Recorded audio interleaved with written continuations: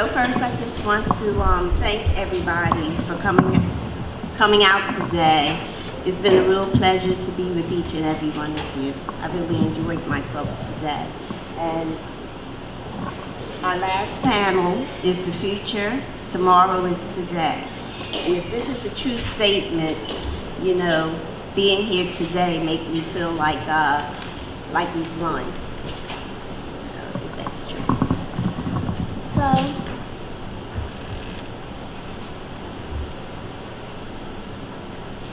first of all, I want to tell a little story before we get into the panel about, thank you.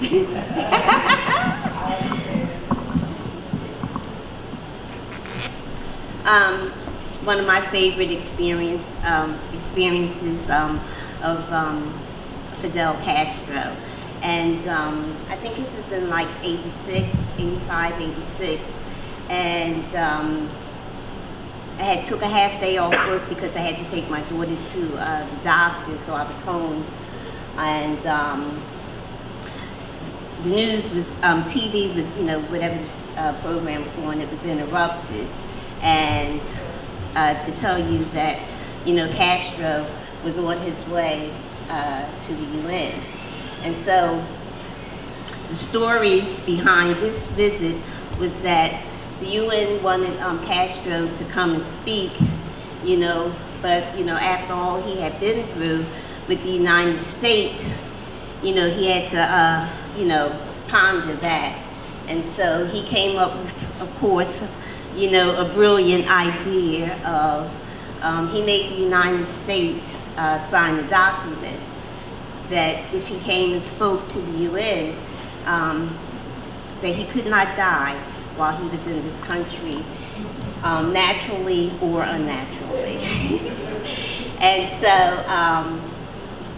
and they signed it, you know, and he came to, you know, speak to the UN. And so I'm home and I'm watching, you know, Castro going to the UN.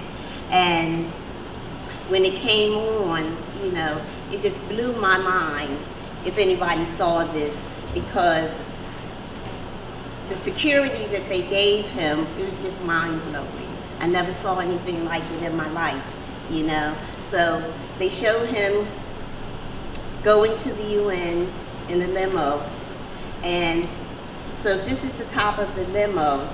So they had a helicopter here, over the limo, a helicopter here, a helicopter here, and a helicopter behind. And then they have the motorcycles here, and then in front of him were just cars, and in back of him was cars and stuff. So I think the purpose of the helicopters, I don't think you could shoot through the windows with the helicopters, you know, and it just was so mind-blowing.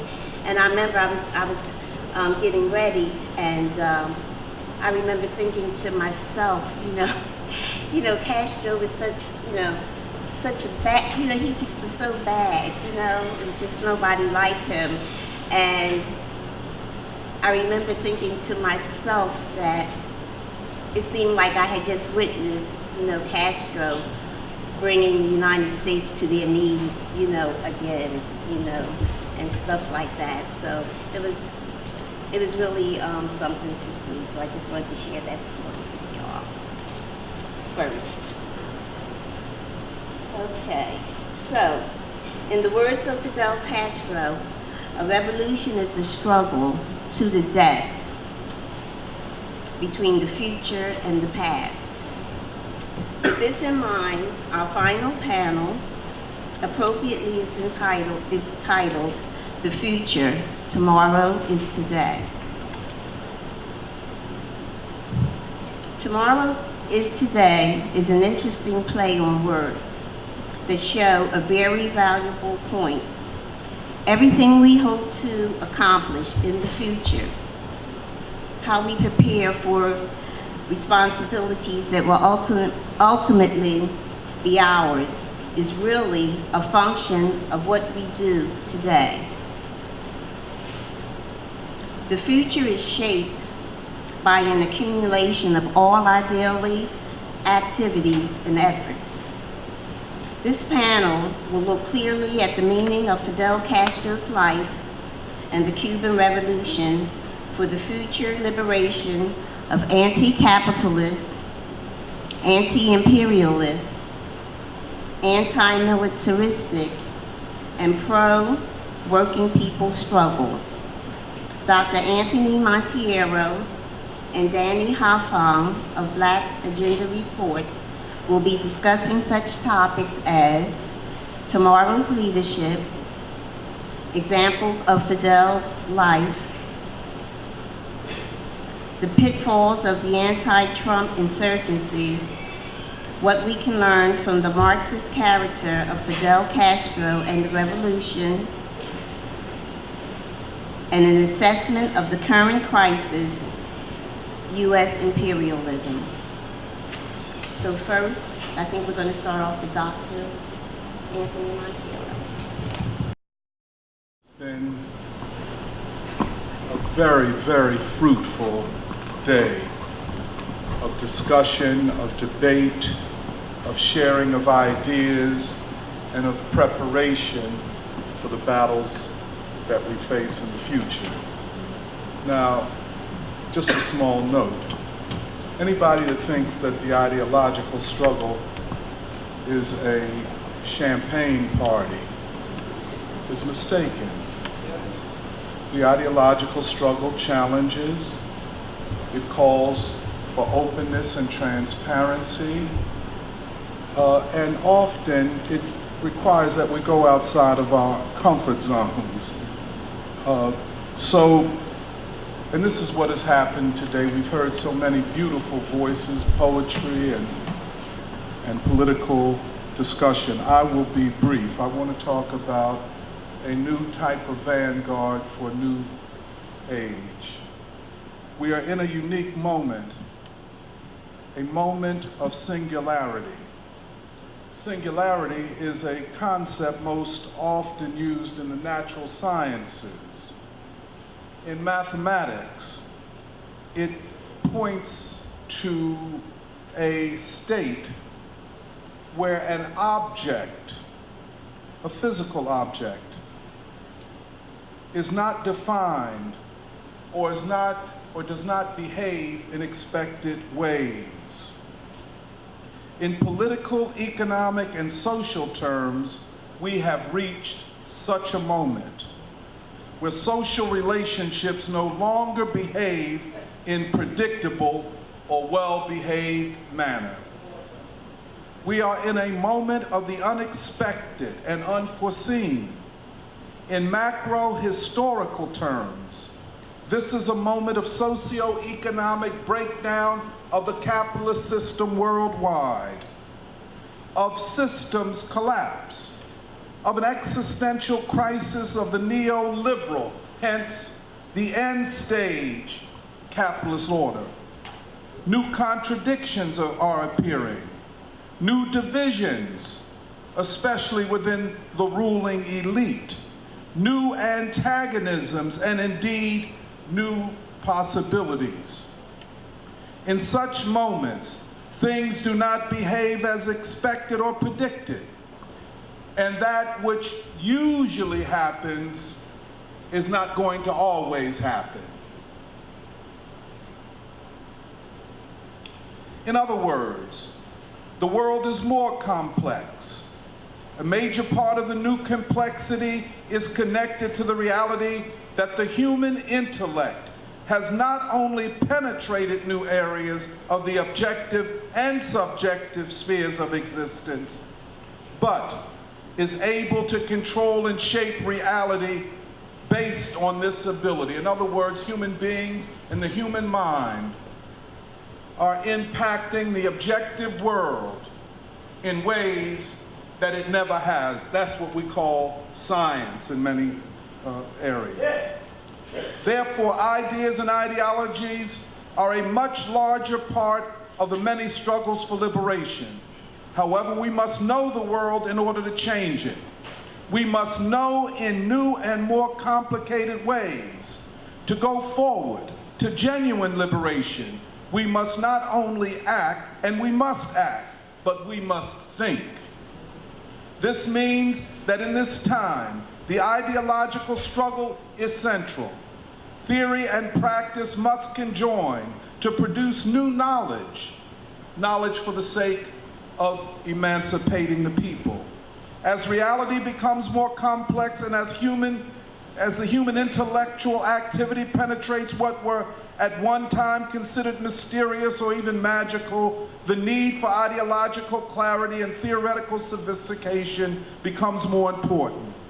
The new spheres of thinking, and thus of theorizing and of ideology, compels us to rethink the old systems and rational methods of explanation based purely upon binaries, modes of thinking going back to Aristotle and Hegel and up to contemporary digital computing. In other words, everything is either or, not multiple things operating at the same time.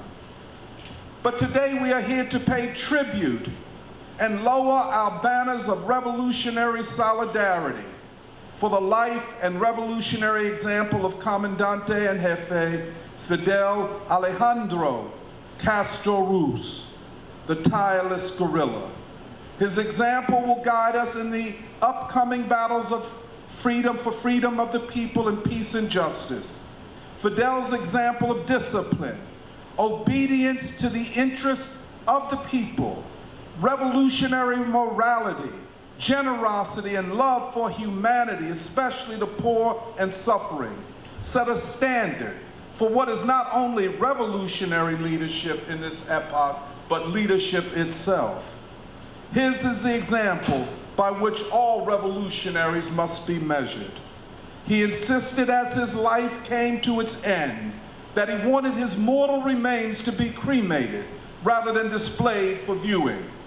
He demanded of Cuba's leaders that no parks, plazas, buildings, or institutions be named for him, and that his likeness not be the subject of heroic statuary. He declared his uncompromising opposition to any form of the cult of personality. His wishes concerning how his death and the people's mourning should be addressed is like he lived his life, with humility and as part of the masses, not above them. But his complete rejection of the cult of the personality is unprecedented for a man of his stature. The force of his imagination stretched to the unforeseen, and for many of us, the unforeseeable. He was a man of humble habits. His imagination spanned the globe and time. He received an old-fashioned formal education, where cautious words and subdued tones prevailed. He, however, seemed incapable of conceiving any idea that was not colossal, thus breaking the mold of the assumptions under which he was educated. For Fidel, in death as in life, there will be no rest. His spirit will remain an active force for revolutionary change and the well-being of the people. Fidel is the tireless guerrilla for all time. Fidel, you will continue to guide us in the upcoming battles in the political, cultural, class, and anti-imperialist sphere. We must constantly learn from Fidel and let our work be guided by integrity and courage. And so we proclaim, in a world of growing uncertainty, when many prefer to retreat from history and struggle and abandon commitment and accountability. Cowardice asks the question, is it safe? Expediency asks the question, is it political? Vanity asks the question, is it popular? But conscience and revolutionary commitment ask the question, is it right?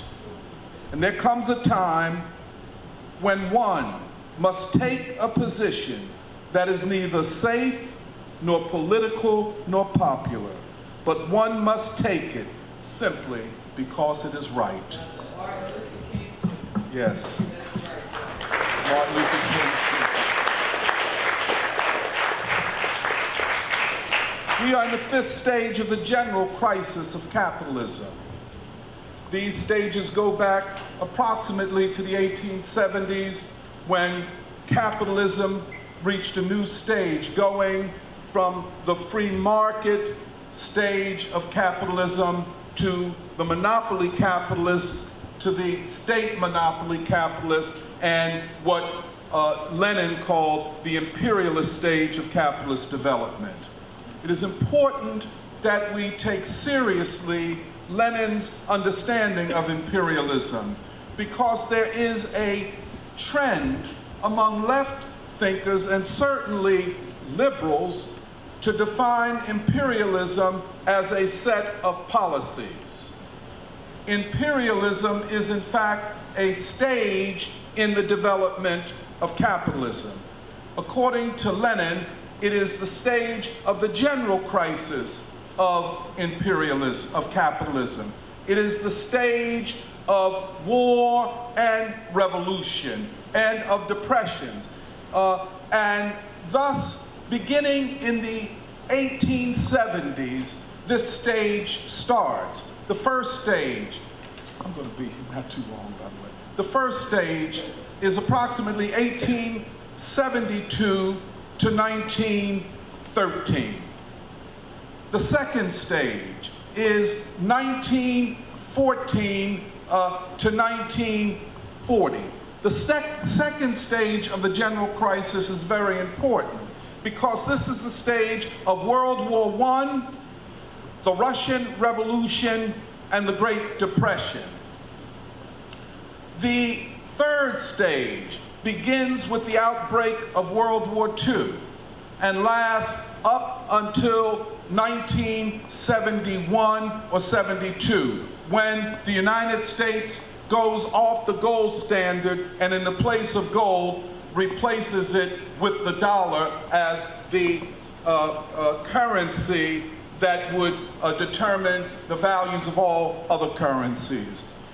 The fourth stage is approximately 1971 up to 2008. This is a very important and unique stage, because in this stage you have the collapse of the Soviet Union and the European Socialist Bloc, and the declaration or proclamation by Western nations, and in particular the United States, of the end of history, of the end of the struggle between ideologies, and the victory, the triumph of the West and of capitalism over all existing systems and ideologies. But then in 2008, a breakdown and collapse of the world financial system leads to the greatest recession since the Great Depression. We are in that stage now, the fifth stage of the general crisis of capitalism. And to be brief about it, what distinguishes and characterizes this stage from earlier stages is that in this moment, the core countries of global capitalism are now in deep crisis and face the threat of revolution and revolutionary change. In previous stages, it had always been argued and assumed that revolutionary transformations would occur at the weakest links of world imperialism, at those countries that were on the periphery of the core nations, the imperialist, colonialist, neo-colonialist nations.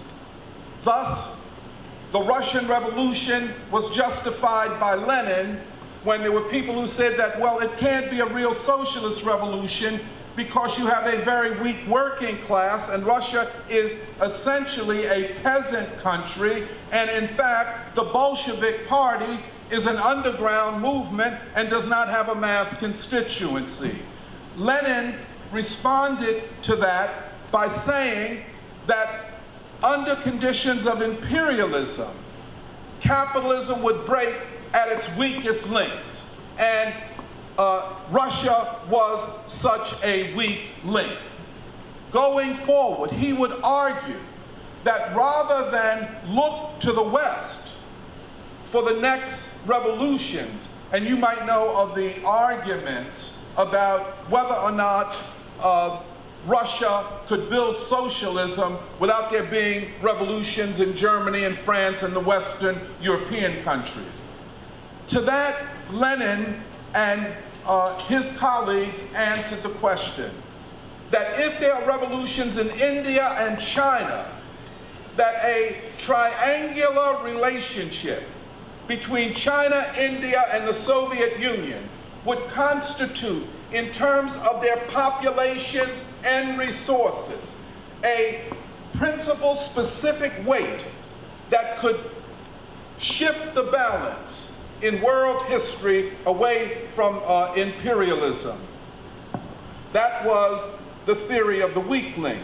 However, we are now in a period, the fifth stage of the general crisis, where the core nations of capitalism, that is Europe, Britain, and the United States. The European Union is the largest economy in the world. The second largest economy in the world is the United States. The third largest economy in the world is China. Between the United States and Europe, and now I'm including Great Britain as a part of Europe, there are approximately 800 million people. This is why the surrounding of Russia and the targeting of its leadership as enemies of humanity is a danger of unparalleled dimension. Let no one tell you that all of this talk about the Russians having hacked our election and Putin as a thug and a criminal and a murderer, let no one tell you that that is not talk in preparation for war. And war with Russia would mean thermonuclear war. This is why this so-called united front of the liberals, Republicans and Democrats, neoliberals and neoconservatives exists not because they are fighting for the rights of women, not because they're fighting for the rights, and I put quotes around this, minorities. These are only slogans because there are no substantive programs. This is, quote, a minority neighborhood. What is the program for minorities?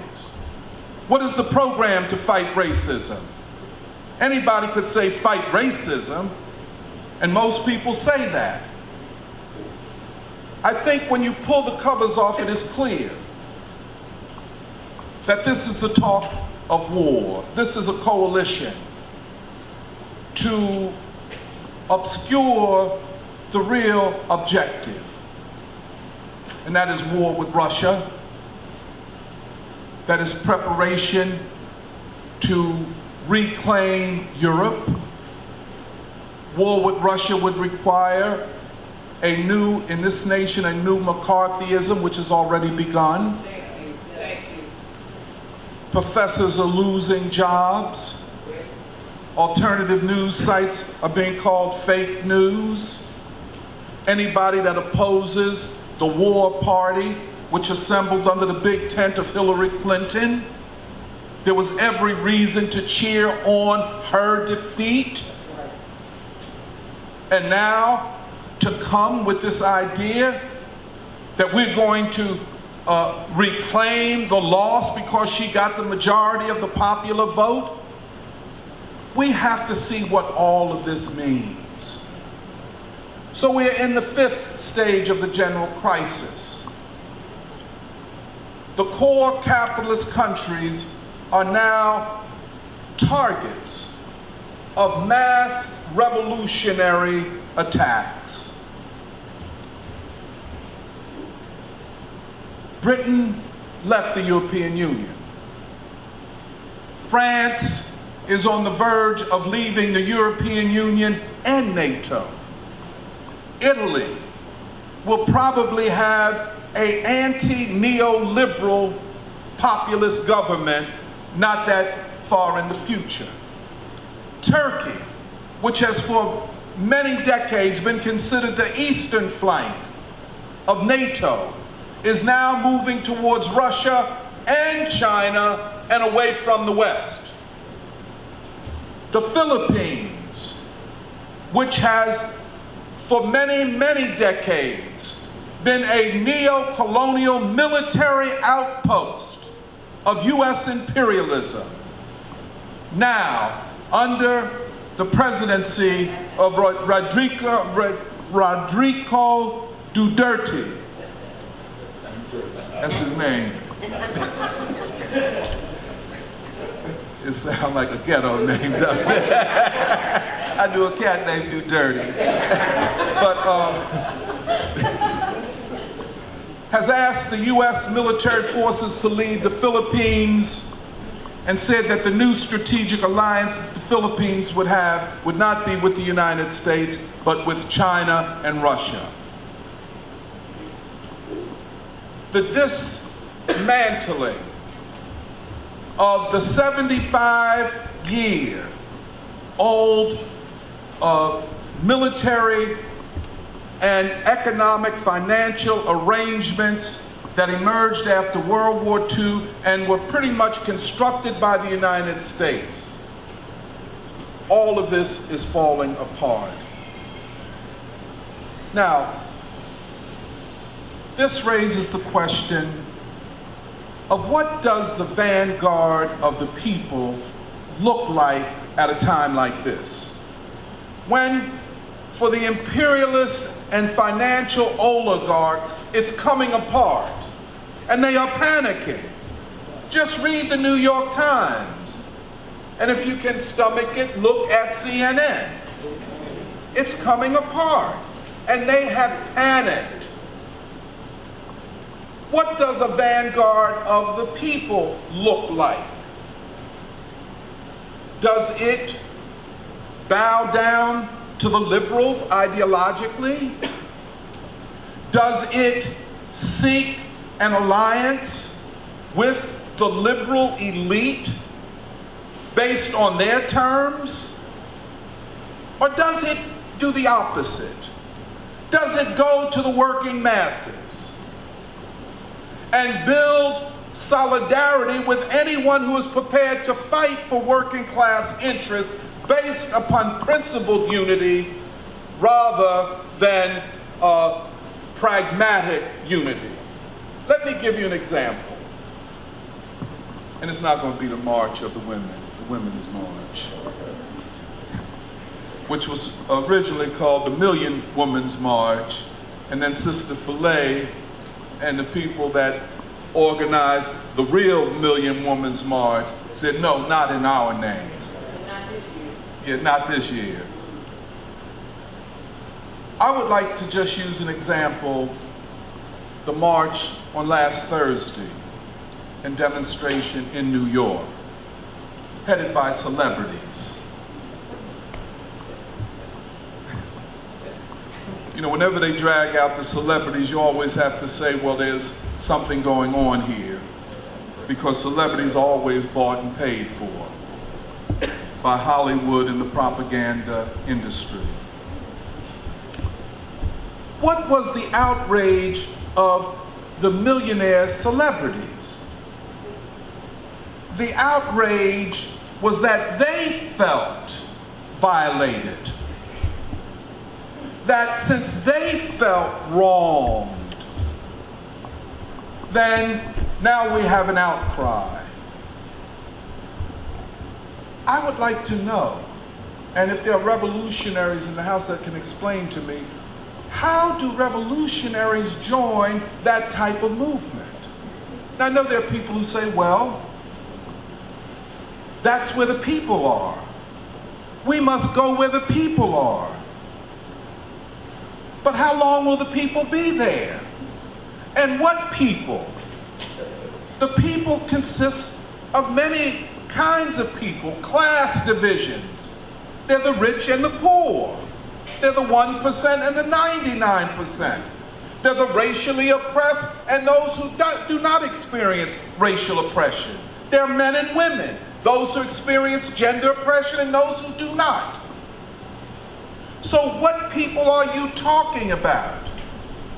Are they the people in North Philadelphia, in West Philadelphia, Southwest Philly?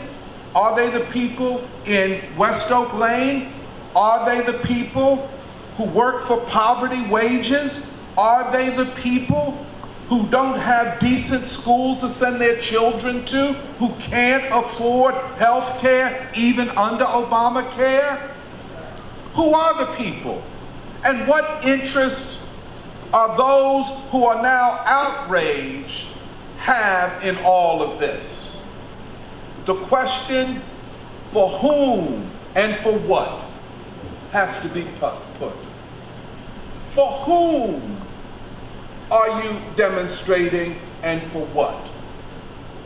And I think if the veil is pulled down, in the main, you put all the factors together, the corporate media who've created an atmosphere, when you put the organization and money of the corporate Democrats into it, one can readily see that there's more to this than just women marching and outraged celebrities. I would like to just put on the table that a vanguard would look at this world and look at the political situation in this country and say, like or dislike,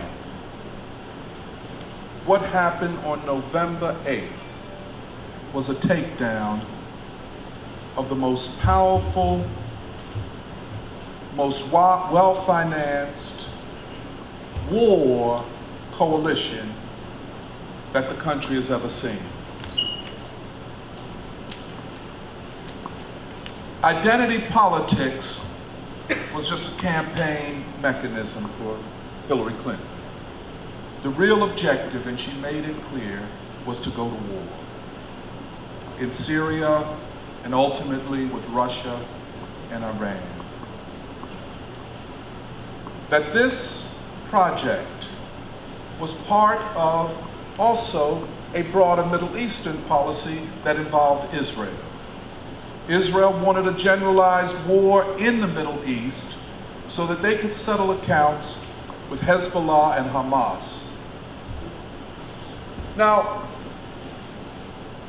first, the vanguard must be anti-war.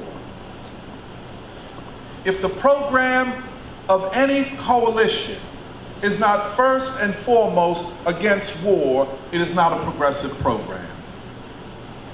Secondly, the vanguard must support a program in this time of the nationalization of the banks, of the reversal of the military budgets towards the needs of the people. Third, the vanguard must be ideologically clear. By ideological clarity, I'm simply talking about the issue, what side are you on? And we cannot compromise on this. It is clear that the liberals and neoliberals and neoconservatives have made it clear what side they're on. They're on the side of imperialism, they're on the side of the banks, and not on the side of the people. We have to side with the people. And in all coalitions and in all struggles, the question must be asked, who is leading it and where are they leading people? I'll end on this. I think Brandon Doe put this question on the table. Where is the left and what is the left? Certainly a all-white or mainly white with a couple of token blacks and others cannot be considered an authentic left. Certainly it is not a left that is organic to the people. History has proven that the black struggle and the black proletariat is central to any movement of fundamental change in this country. A left without black folk and without working people and without the poor is a fake left. Therefore, I think it is fair to say we do not have a left in this country, and certainly not a left that meets the needs of our people and of this time. Many on the left call themselves political parties, but they are in actuality protest organizations without a strategic vision or a program. Going forward, we have to prepare ourselves for a long struggle. The education of the masses is central. Individuals or small groups or even parties do not make revolution, it is the people. If we cannot win the people, there's no possibility of revolution. So thank you very, very much.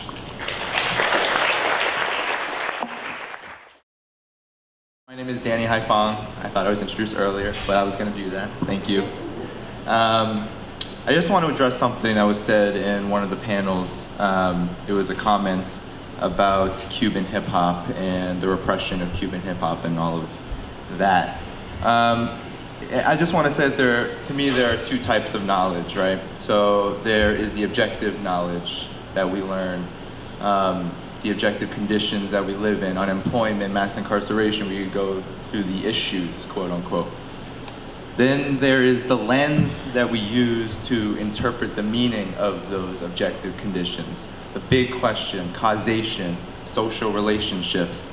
And when I was hearing this gentleman speak, I was just thinking, man, we really need to study political philosophy and political ideology because, you know, he brought up the point that, Cuban hip hop was being repressed and this was a shortcoming in the revolution, but he didn't mention that the very program that he was mentioning was exposed as a USAID and National Endowment for Democracy project, completely foreign sponsored by the United States. And this gets into the bigger question of the Cuban Revolution and its relationship to the United States, the imperialist superpower. Because unless we understand that the Cuban Revolution has been birthed in the context of an unending and ceaseless war against it, we cannot possibly interpret and understand the achievements of the Cuban Revolution and understand the contradictions that may exist in Cuba at this time. We have to understand that CNN is directly attached to the CIA, so it would make sense for CNN not to be in Cuba because of its potentially counter-revolutionary influence. So from there, I just want to begin with a short narrative about who I am. I come from a working class background of so-called mixed race descent, my mother being Vietnamese on her side and my father Irish and German on his. There was never a day growing up where economic hardship and racism didn't shape my experience. I eventually went on to a small liberal arts college, Skidmore College, I'm not proud. The student population was flooded with Wall Street to be technocrats who forever changed my worldview. And since 2010, I have been involved in a number of anti-war and socialist activities, searching for the correct ideology and path to carry out the struggle to replace a system that trains the rich in elite universities and condemns the poor to lives of misery. By the end of my college experience, to paraphrase George Jackson, I was redeemed by the likes of Vladimir Lenin, Mao Zedong, Ho Chi Minh, and of course, Fidel Castro. Black Agenda Report, which I hope everyone here reads or will read after this, was a large component of this process, and I began regularly contributing to them a little over 3 years ago. So I was invited here to discuss my assessment of the current crisis of US imperialism, and what we can learn from Fidel Castro and the Cuban Revolution in the process. The question is, how should we proceed from the particular conditions that we find ourselves in? My experience in social movements in the US, and tell me if this is similar to your experiences, that this question cannot be answered without a solid theoretical analysis of the current period. I have been involved in many activist efforts that primarily focused on, quote, doing something, quote, about important campaigns and problems. I have also participated in many efforts that studied theory but did not apply it to practice. Our constant struggle, it seems, is to ensure that action is guided by diligent study of theory and history, and theory in history is tested and verified in practice. However, the contradiction between theory and practice, just like all contradictions, is not a static phenomenon. One aspect of the contradiction is more developed, and the other in a state of decay. When we are born, the contradiction between life and death usually favors life. But no matter the circumstances, death eventually becomes the principal contradiction. The cause of death possesses an antagonistic relationship to life itself. Sometimes the cause occurs at birth, other times it occurs later in life. Regardless, the contradiction reaches completion and quantitative change becomes qualitative. The same could be said about political economy, and Tony mentioned a little bit of this. Political economies undergo similar processes of transformation.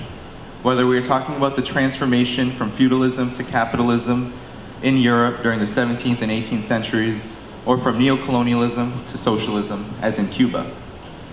The US is no different in this regard. At this moment, US imperialism is on life support, but few who proclaim to be in the movement have said much about it. The crisis of US imperialism is understudied and underanalyzed. Thus, the actions taken against the ills of the crisis have made little impact on the lives of working class and oppressed people. What do I mean by crisis? There are many aspects to the crisis. It begins at the economic base, where every new attempt at capitalist expansion brings more joblessness and a further decline in the rate of profit. There are many factors to this: the rising costs of technology, the instability of finance capital, and the misery of working people. All have brought about endless economic stagnation. The crisis then extends to the realm of the military, where the US is engaged in a dangerous program of endless war to resolve the economic crisis, and has destabilized much of the planet as a result. Most recently, we saw the crisis of US imperialism significantly impact the 2016 elections. Millions of people voted for two candidates in Bernie Sanders and Donald Trump, who spoke to the frustrations of working people with the economy, among other things. Each of these elements of crisis could be spoken about at length, but really it is the material conditions that should interest us the most. For at the moment, unemployment sits at 23% if we count those who have stopped looking for work, and that number can be safely doubled for the Black community.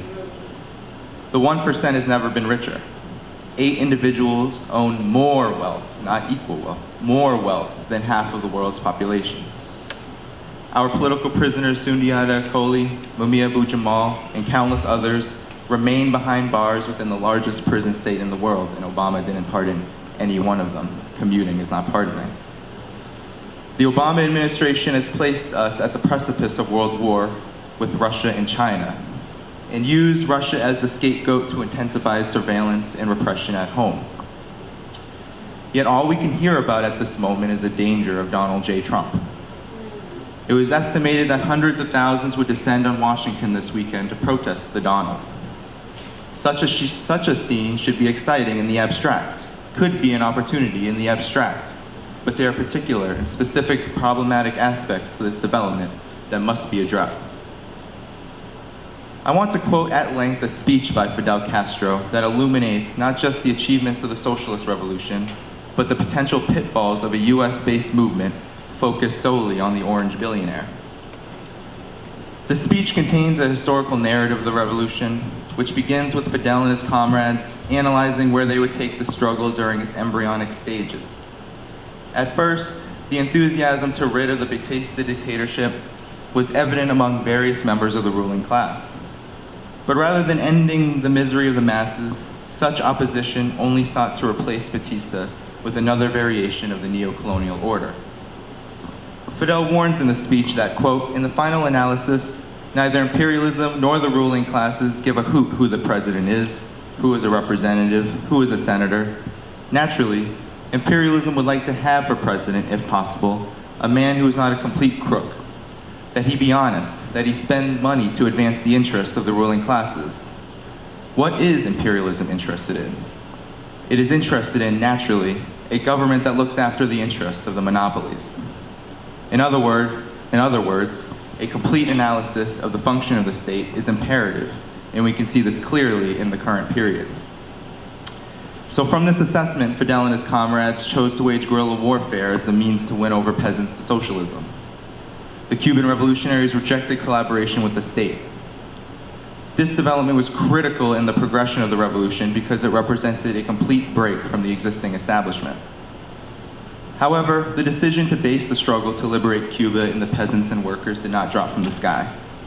It derived from a leadership that was guided by socialist thought and committed to bringing about its realization in the material world. Fidel gave this speech on December 2nd, 1961, on the 5th anniversary of the landing of La Granma. In this speech, Fidel declares that he would be a Marxist-Leninist until the end of his life. He goes on further to say, quote, "Do I have any doubt about Marxism? No, I do not have the slightest doubt. What occurs to me is precisely the opposite. The more experience we gain from life, the more we learn what imperialism is, and not by word, but in the flesh and blood of our people. The more we have to face up to that imperialism, the more we learn about imperialist policies throughout the world, in South Vietnam, in the Congo, everywhere in the world. The more we dig deeper and uncover the bloody claws of imperialism, the miserable exploitation, the more, in the first place, we feel sentimentally Marxist, emotionally Marxist, and the more we see and discover all the truths contained in the doctrine of Marxism. The more we have to race to the reality of a revolution and the class struggle, and we see what the class struggle really is, the more convinced we become of the ingenious interpretations of scientific socialism that Lenin made. This is important because it is from these ideas that the Cuban Revolution and Fidel Castro took power and transformed the state from neo-colonial to socialist in character. The revolution's achievements in healthcare, education, and racial and gender equality should be seen as products of a state that is owned and administered by the masses, otherwise known as the dictatorship of the proletariat. Without the National Assembly of People's Power, the Committees to Defend the Revolution, or the Federation of Cuban Women, things like a 100% literacy rate, or the fact that tens of thousands of Cuban doctors administer free healthcare abroad would be impossible. It was power in the hands of the working class and oppressed that gave Cuba the ability to assist national liberation struggles in Angola, Mozambique, and Namibia against South African apartheid. The dictatorship of the Cuban proletariat has protected a number of revolutionaries, as we heard earlier, from temporary asylum for Robert Williams and Huey P. Newton to the decades-long protection of Assata Shakur. Marxism was the roadmap that guided each and every one of these actions. The various movements in the United States remain without a roadmap. On this inauguration weekend, where thousands have already protested Donald Trump, what can the words of Fidel and their actualization in the Cuban Revolution teach us? First, none of Cuba's achievements would have been possible if the movement that brought it about settled for a mere replacement of the Batista dictatorship with another political party or politician within the pre-revolutionary state. The Cuban Revolution's historic achievements were the result of the complete dissolution of the neo-colonial military, the police, and the organs of state power that sold Cuba's assets to the United States. A complete focus on Donald Trump ultimately distracts the movement from the need to organize a struggle against the entire state apparatus. This becomes all the more important given the current state of US imperialism. The Democratic Party and many leading Republicans are currently trying to push Trump into a world war with Russia. They did not get their candidate in Hillary Clinton and are doing everything possible to ensure that either Trump toes the line or is ousted for a more savory ruling class politician. The current movement in the streets against Trump has not yet condemned the new Cold War against Russia now being used to delegitimize Trump. I saw many pictures of actually activists holding up signs equating Trump with Putin and Marxists and all that bullshit. So we gotta be really aware right now. The Stop Trump movement's limited analysis only benefits an imperialist system that millions of people have expressed utter contempt for, whether through their vote for Sanders, Trump, or no one at all. Second, and related to the first, the Cuban experience teaches us that without the working class and oppressed, revolution is impossible. It teaches us that without a theoretical roadmap from which to base our revolutionary movement, victory is remote. The movement in the United States right now is in possession of neither of these things.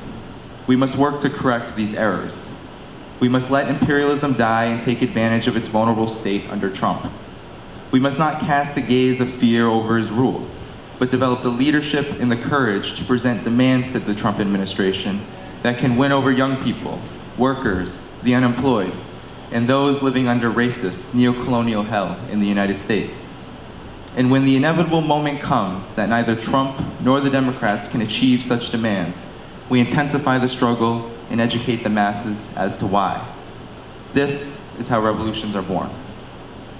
Third, we need a roadmap like the Cuban Revolution had a roadmap. We need to develop ideology and intellectual political debate and discussion with the oppressed. Only a higher level of political development among the people can purge Democratic Party influence over the working class and oppressed masses. Trump and his cabinet has already bred significant opposition from both the establishment and the masses, but only ideological clarity can prevent opposition from getting behind figures like Cory Booker, who is looking to extend his career and possibly become president in 2020. There is no neutrality in the course of history. Either the anti-Trump opposition will develop to reject the entire state apparatus, or will enter into the Democratic Party graveyard and dissolve into irrelevancy once a Democrat or an establishment Republican replaces Trump. So we must be like Fidel and the Cubans and have a clear understanding that socialist revolutions are not mere copies of each other. We live inside of an empire in crisis. Our immediate task is to fight the forces of reaction wherever they are, from the ruling class all the way down to those within our ranks who are merely looking to replace Trump with a Pentagon and Wall Street Democrat. Our long-term task is to develop an actual party of the working class and a program of the working class, and to find the roadmap that will lead us to victory. The Cuban experience indicates that the roadmap is Marxism and the application of scientific socialism to our particular conditions. The roadmap we choose to advance the cause of the workers and oppressed in the United States will be determined in debate and in struggle. What we can conclude at this moment is that we live both in a time of peril and a time of opportunity. A time of peril because Cuba and much of the world's people have been deemed threats to, quote, national security, unquote, while the US wages ceaseless wars and acquires no such label.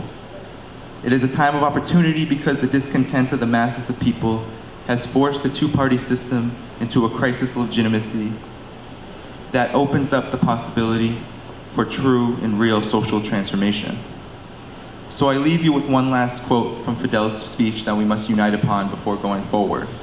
Quote, "Anyone who analyzes the state of affairs in the world will find that it is the imperialists and the capitalists who subject the world to the worst poverty, the worst backwardness, and they are simply the scourge of mankind. My comrades and friends, it is past time we take heed to these words and prepare for a class war that arrived far before Trump emerged onto the scene. Long live Fidel and long live the Cuban Revolution." Thank you. I think the analysis is very, very apropos and solid. I'd like to be a little more enthusiastic about our prospects. I think we have wonderful prospects. I think that capitalism is in crisis, but the people are not. The working class is not in crisis. The working class is still working. I mean, they may not be employed, but we're all still struggling. And we're struggling tenaciously. I think there's every reason to believe that with the proper vanguard, and I think Tony articulates what that needs to be very well. But with that vanguard, the people are ready to respond, are ready to be the creative people we know in history they've been. And I also think that we should use the Soviet Union as an example and study it carefully, because it had many successes and many mistakes too, but which we can learn from. But the study is not there. We need to do more study on this and educate the populace about the confidence they deserve. Because as Fidel had confidence in his people, we should follow that example and have confidence in ours. We have an enormous reservoir of intelligent, creative, human energy that is to be tapped. And that tapping has to do with organization. And that's what we need to learn most about. Again, it's local for me. I think we need to organize this community to elect someone, because that process is very educational. And we'll learn enormous things about ourselves. Thank you.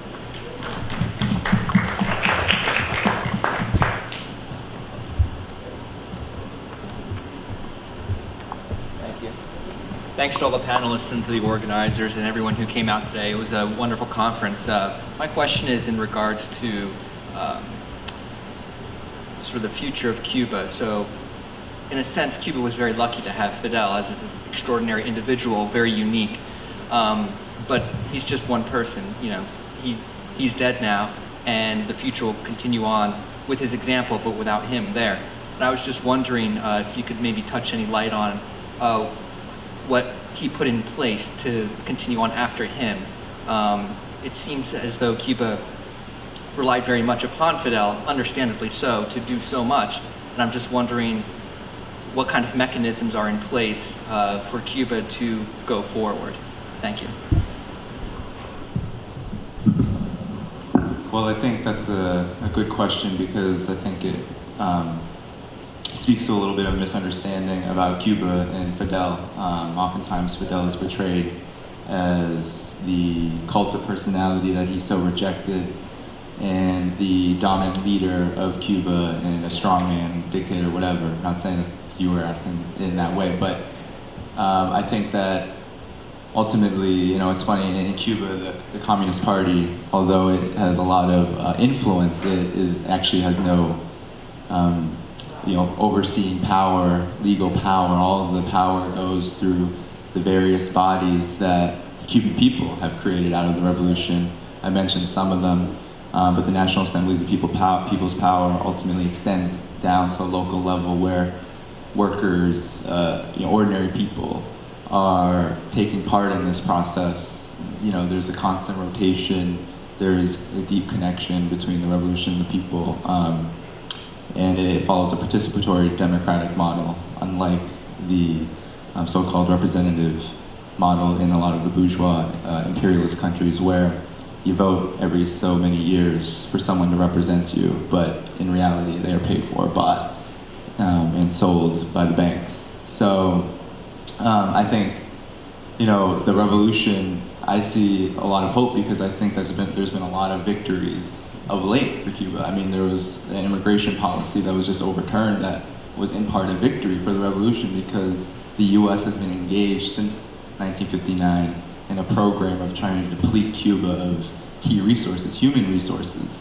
Part of that was immigration, was trying to suck them dry. And then there was also the easing of relations, and there's a deep struggle in the freeing of the Cuban Five. So there's a deep struggle right now in Cuba to not only maintain the gains of the revolution, but to continue to extend it. And I don't see that really going backward, especially given the crisis situation that U.S. imperialism is in. Attention on Cuba, is a low priority at the moment. All right, one more question.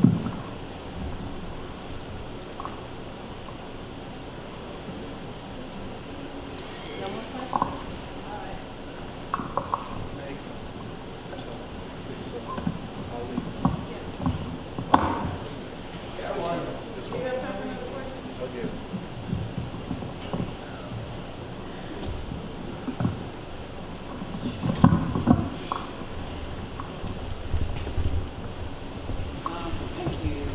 My name is Asantwa. I just want to, again, thank everyone for organizing this conference. Next thing I just want to say, we have a lot of discussions these days about gay and lesbian human rights. And I think what I'm impressed about is how Cuba dealt with that problem, both in terms of political education and organization, with the leadership of Vilma Espin, who is Raul's wife. She's deceased now. But she helped to organize a campaign that led to the decriminalization of homosexuality in Cuba, taught everyone from elementary school to college about human sexuality education as a means to break away myths, superstitions about human sexuality, and did all kinds of work to make that possible. And I was in a discussion with several gay and lesbian friends of mine after Fidel Castro passed away, and they would say, oh, he was homophobic and people went to jail.